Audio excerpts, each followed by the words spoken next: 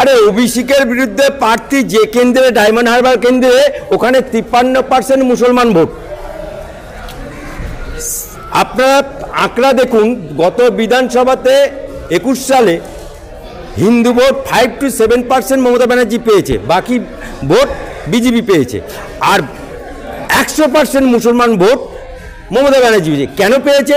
তখন এই তোয়া সিদ্দিকির মতো যারা এই ফেল, মৌলানা না, ইমাম না, মৌলবি না, মুফতি না, সে লোকটি বা এখানকার আমাদের ইমাম, আমাদের বড় মসজিদের ইমাম বা টিপু সুলতানের মসজিদের ইমামরা, এরা ফতোয়া জারি করলো এবং গ্রামে গ্রামে গিয়ে বলল যে সিএ এনআরসি যদি হয় তাহলে তোমাদেরকে, মুসলমানদেরকে এদেশে থাকতে দেবে না, বাংলায় থাকতে দেবে না, তোমাদেরকে বাংলাদেশ পাঠিয়ে দেবে, আফগানিস্তান পাঠিয়ে দেবে, তোমাদেরকে পাকিস্তানে পাঠিয়ে দেবে। এই যে জুজুর ভয়টা দেখিয়ে দিল, এই ভয়ে মুসলমানরা দু হাত তুলে ভোট দিল। কিন্তু তার মধ্যে থেকে নওশাদ সিদ্দিকী, একটা মুসলমান লিবাস পরা সেই লোকটিকে জিতে গেল ভাঙড়ে। জিতে যাওয়ার পরে মমতা ব্যানার্জির বুকে কাঁটা বিঁধে গেল। ওই মমতা ব্যানার্জি এই নওশাদ সিদ্দিকীকে জব্দ করার জন্য 42 দিন জেল খাটালো, তাতেও হলো না। তারপরে আবার ফুরপুরাতে পীরজাদাদের নামে, তার ফ্যামিলির পীরজাদাদের নামে নন বেলেবল সেকশনে কেস খাটালো। এই যে কেস খাওয়ার পরও তাতেও হলো না। বিলকিস বলে একটা মেয়েকে দিয়ে মহিলা সংক্রান্ত কেস খাওয়ালো, তাতেও হলো না। নওশাদ সিদ্দিকী তবু দমানোর পারত না, সে লড়ে যাচ্ছে। তাই ওই ভাঙড়ে, ওই যেখানে ডায়মন্ড হারবারে যে প্রার্থী যদি নওশাদ সিদ্দিকী হয়, সাড়ে লড়াই হবে, জনতা জনার্দন যাকে ভোট দেবে সেই জিতবে। এই মুহূর্তে খবর, সব থেকে বড় খবর হলো যে মমতা ব্যানার্জি ধর্না বসার আগে কেন্দ্র নির্দেশ দিয়েছে 1000 কোটি টাকা ট্রান্সফার করা ব্যাংকে। বলবেন?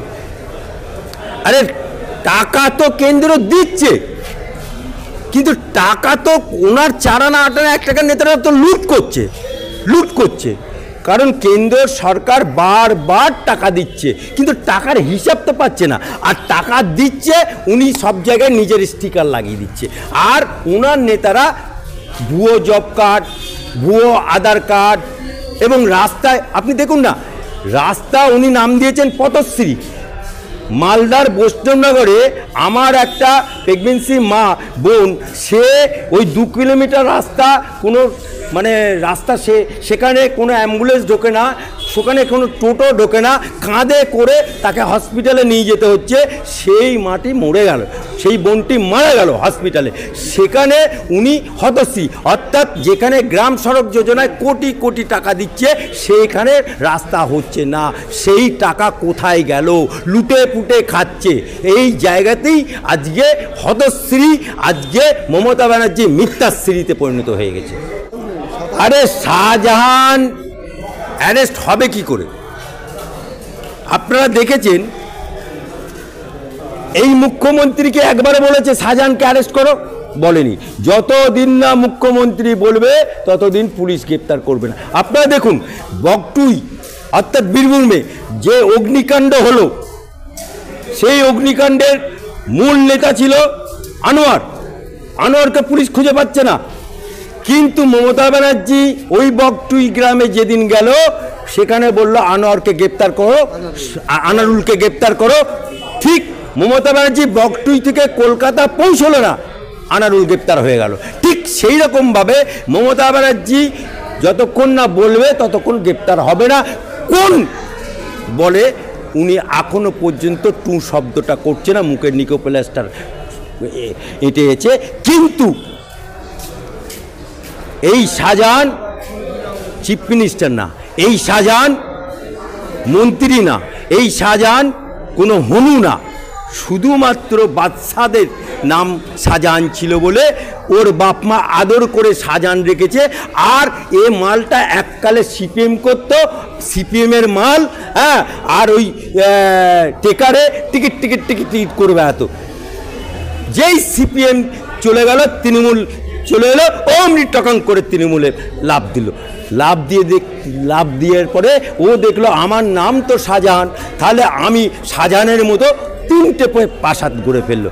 কিন্তু ও যদি কবরেও থাকে ইডি হিসেবে ওকে তুলে আনবে। একটা এমএলএ ফাটাকেষ্ট মিঠুনের বই আছে, যেখানে মিঠুন বলেছেন যে 7 দিনের মধ্যে আমরা তো রাজ্য দিলে তিনি অর্থ এটা মানে পূরণ করে দেবে। তেমনই নওশাদ সিদ্দিকী তিনি বলেন যে 6 মাসের জন্য যদি আমাকে অর্থমন্ত্রী করা হয় তাহলে এই যে রাজ্যে অভাব অনটন সব পরিবর্তন করে দেবে। কী বলছেন? হ্যাঁ দেখুন, নওশাদ সিদ্দিকী যেটা বলেছে, ও তো জুম্মা 8 দিন রাজনীতিতে এসছে, তা আবেগ বশীভূত হয়তো বলেছে, কিন্তু বাস্তব তো তা না। কারণ ওই একদিনের মুখ্যমন্ত্রী তো হওয়ার জন্য সব পরিবর্তন হয়ে যায় না, ওটা সিনেমাতে হয়। বা তা সেই জায়গায় উনি যেটা বলেছেন ওনার ওপিনিয়ন বলেছে। তবে বাংলায় যেভাবে চুরি হচ্ছে আর বাংলা যেভাবে দেনায় আছে, আজকে যে শিশুটা জন্মাচ্ছে সেই শিশুটা কয়েক হাজার কোটি টাকা ঋণ নিয়ে জন্মাচ্ছে। এই বাংলা এখন ভিখারির বাংলা হয়ে গেছে। এই বাংলা শস্য শ্যামলার বাংলা, আজকে মমতা ব্যানার্জি এটাকে চোরেদের বাংলা করে দিয়েছে। তাই এই বাংলাতে উন্নতি করতে গেলে একা নওশাদ সিদ্দিকীর দ্বারা হবে না, এখানে সেন্ট্রাল গভর্নমেন্টের সাহায্য চাই, অর্থাৎ ডাবল ইঞ্জিনের সরকার ছাড়া এখানে কিছু হবে না। অভিষেকের বিরুদ্ধে প্রার্থী কী বলবেন? রেজাল্টটাই চলতে পারে না এইভাবে, সেই জন্য হ্যাঁ বাস সেই জন্য কি আমার কাছে নেই, কেন আমি অ্যাকচুয়ালি লিটিগেন্টের মামলা করি, আমার কাছে স্টেট প্যানেল এইগুলো কোনো ম্যাটার না। এই মুহূর্তে মানে নির্বাচন শেষ হয়েছে, ভোট শেষ হয়েছে, কি বলবেন? হ্যাঁ অবশ্যই আমি এটাই বলবো যে সাভামের তরফ থেকে একটা মানে খুব ভালো লড়াই হয়েছে। প্রত্যেক দিন প্রত্যেকটা পজিশনের জন্য লড়াই হয়েছে, প্রেসিডেন্ট ছাড়া বাকি সমস্ত পোস্টেই আমরা লড়াই করেছি। আমার মনে হয় যে first time in high court history সাভামের নিশ্চয়ই কয়েকজন প্রতিনিধি এই ভোটে অবশ্যই জয়লাভ করবেন। কারণ এবার আপনাদের বলি, অন্যান্য যে সমস্ত কোর্ট রয়েছে, আমাদের কাছে খবর এসেছে বারুইপুর কোর্টের সেক্রেটারি তিনি জিতেছেন, আরও অন্যান্য কোর্টের বিভিন্ন পোস্টে সাভামের যারা প্রতিনিধি তারা জিতেছেন। সুতরাং হাইকোর্টেও আমরা জয়লাভ করব, সোমবার থেকে কাউন্টিং আছে। আমার মনে হয় যে ভবিষ্যতে এমন একটা সময় আসবে যখন সাভাম অন্যান্য সমস্ত দলের সঙ্গে যেভাবে প্রতিদ্বন্দ্বিতা করছে, তখন সাভামের সঙ্গে অন্যদের প্রতিদ্বন্দ্বিতা করতে হবে। কারণ কালো কোটের স্বার্থে, আইনজীবীদের স্বার্থে কোনো দল লড়াই করে না। একমাত্র সাভাম সে হাওড়া কোর্টের সময় থেকে, যখন আইনজীবীদের মারধর করা হয়েছিল পুলিশ দিয়ে, সেই সময় থেকে তার জন্ম। আজকে 4.5 বছর কিন্তু তারা লড়াই করছে এবং দিকে দিকে তারা আজকে অ্যাডভোকেটদের মনের মধ্যে একটা আস্থার জায়গা করে নিয়েছে, এইটুকু বলতে পারি। প্রথমবারে প্রতিদ্বন্দ্বিতা করছেন কলকাতা হাইকোর্টে, কতটা আশাবাদী জেতার বিষয়ে? অবশ্যই আশাবাদী। আমি তো মনে করি যে অবশ্যই আমি জিততে পারবো। শুধু আমি কেন, আমাদের ভাইস প্রেসিডেন্ট ইমতিয়াজ আহমেদ, আমার তো মনে হয় সে রেকর্ড ভোটে জিতবে। আমাদের সেক্রেটারি হাবিবুর রহমান, ওনারও জেতার যথেষ্ট সম্ভাবনা রয়েছে, আমারও রয়েছে, রাজেশের রয়েছে, কমিটি মেম্বার যারা রয়েছেন তাদের মধ্যেও আমার মনে হয় কয়েকজন